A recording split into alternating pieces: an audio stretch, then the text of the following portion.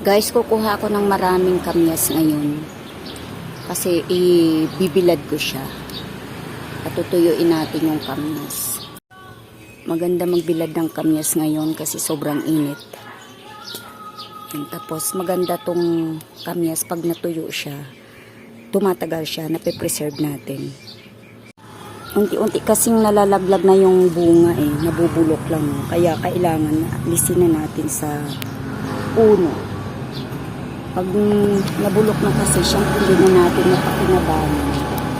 Ayan dito banda nabubulok na siya. Guys, gumamit na ako ng hagdanan.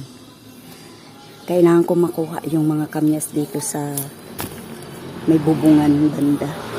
Ayan guys, napakadami talaga ayan kumpul-kumpul siya, nakakatuwa, grabe. Ayan, kailangan ko makuha yung mga malalaki. Yan, sungkitin ko yung malalaki.